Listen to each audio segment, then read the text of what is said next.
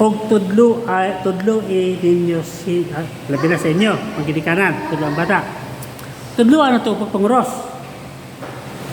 Unya kay dakan man di panguros. Mga Katoliko pero say po di panguros.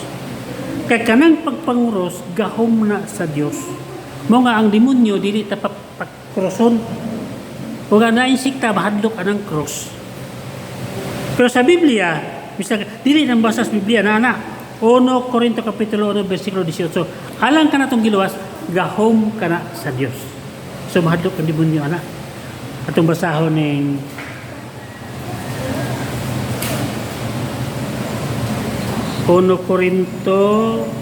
sa 1 Korinto kapitulo 1 bersikulo 18, gahom sa Diyos. Diri sa 23 ini manigingon.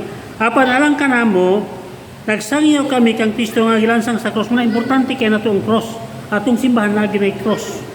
Naapon na'y imahen nga gilansang si Kristo sa cross. Apan alang ka na mo, nagsangyaw kami kang Kristo nga gilansang sa cross. O kining minsahe wala kahimot sa mga Hudyo o gilang binuang sa mga dili Hudyo. So nakatang makigsunan nga wala anang pagpaguros, wala sila'y cross. Apan alang ni adtong gitawag sa Dios, kita na siya. Apan alang ni adtong gitawag sa Dios, Hudyo siya o dili, si Kristo mo ang gahom ug kaalam sa Dios. Mao nga ang pagpanguros mo kana ang gahom sa Dios. Mga manguros ta di mo rin ang basikta nga kanang pagpanguros iya na sa demonyo. Sa gamiton nila.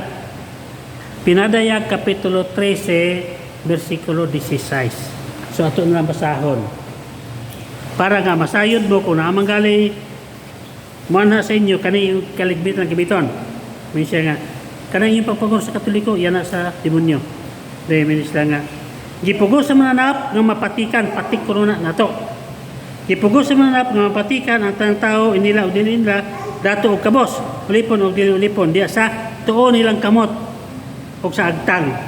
Cross kuno na patik korona nato. Dahil siya nga walay makapamalit o baka pamaligya gawas siya itong may patik sa ngalan sa mananap o sa numero nga nagsimbolo sa mong ngalan. So matutuplan nila, iyan ni sa demonyo. Patik. Patik. Dato ni dili sa demonyo sa Diyos.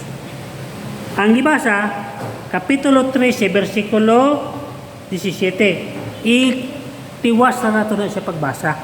Tubag na po na silang gingon. Kagamo sa 14 mga God, ingon natin Ginoo. Kunya nakita ko ang ating karniro nga nagtindog sa bukid sa Sion uban ang 144,000 katao. Kansang mga agtang gisulatan sa ngalan og ngalan gisulatan siya ngalan og ngalan siya amahan.